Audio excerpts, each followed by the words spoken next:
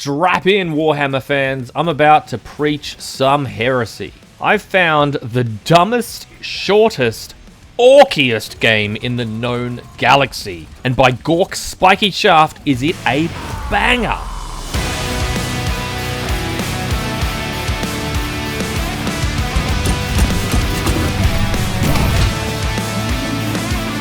It's called Shooters, Blood and Teeth. Yes, spelled T-E-E-F. Now this is a 2D run-and-gun platform shooter in the Warhammer 40k universe. Developed by Rogueside and released in 2022, it's a revenge story to rival the Count of Monte Cristo about an orc and the cruel theft of his hairpiece. Think John Wick, except Baba Yaga is green and dumber than a leg of lamb dipped in wood varnish. And his brain-warming scalp tickler is the dead dog.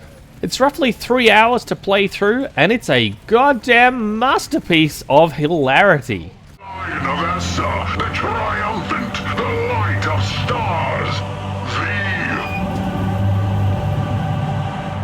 Eradicator.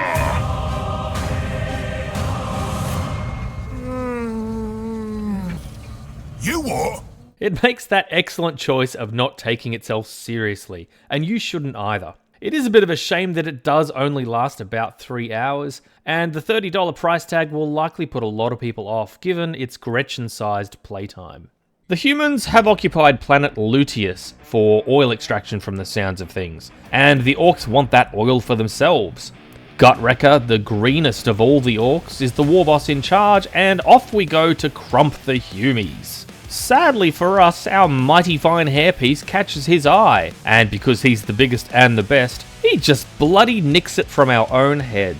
Thus begins our quest for revenge, and the fight for our fine furry head fluff. What are you doing? You're hiding stuff, boss, so I get the snazziest things.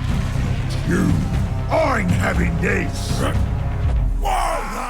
Gameplay-wise, it's not particularly complicated. It's a game about orcs shooting a lot of things, so maximum DACA, maximum fun. You can choose to play as different clans of orcs, as well as different types of orcs. Shooter boy, flash kit, even a weird boy. There wasn't huge differences I noted between the different orc classes, mostly just changed animations when you sprint around the level. Something that I didn't get to try is the fact that you can play this game cooperatively with a mate, Broforce style.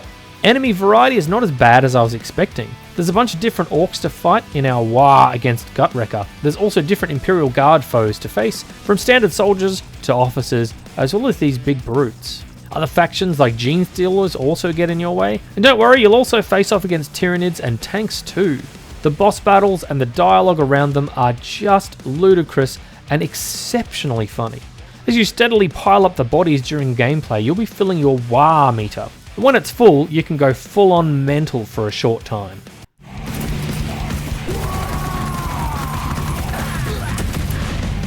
There's also these sections where it's labelled as kill 'em all, and basically just doors start opening everywhere and guys just start piling on and open all the taps and just drop them as fast as you possibly can. It's a kind of a currency that you collect through the game. It's actually teeth. And you use this in the stores to outfit new weapons. And the variety of weapons is great. There's plasma and ballistic weapons, and there's also weird lightning and also melee focused weapons. There's a heap here to experiment and get a feel for all the different ways that you can stomp the humies. Some of my favourites are probably the shotgun, and I really liked the heavy bolter as well as the flamer. Come here, you gits!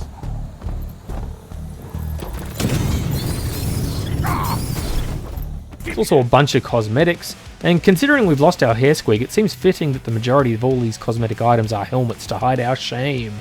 I really like this style. It's a bit like a fancy version of South Park, with shading and everything.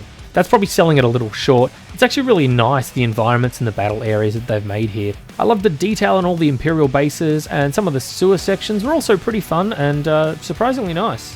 The actual level design I sometimes found a bit confusing, but honestly it's probably just more me than the game to blame there. And I've got to say, this thing runs buttery smooth. It's actually really nice to play, and I think this would be like perfect for something like a Steam Deck. Oh, that could be just so much fun.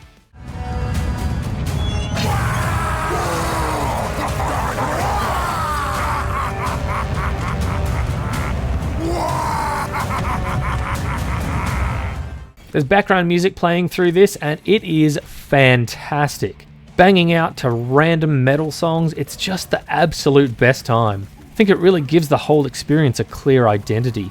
The voice work of the characters is exceptional. I had really nothing to fear. Most 40k games have amazing voice actors who really get the vibe going, and this is absolutely no exception. Vile Xenos! How dare you profane the sacred territory of the Imperium of Man! Oh, never mind that, you Yumi! So, retail, this thing is about $29, and given you get about 3 hours, say, roughly of gameplay, it's a pretty tough ask. I've had a really, really great time, but unless you're a 40k fan, it's hard to guarantee that you'll have as much fun as I had. Even if you're a 40k diehard, it might be better to wait for a sale, but it's so good. Just definitely put it on your wish list. Stupid name, stupid Yumi! Loot, loot, loot! Ah!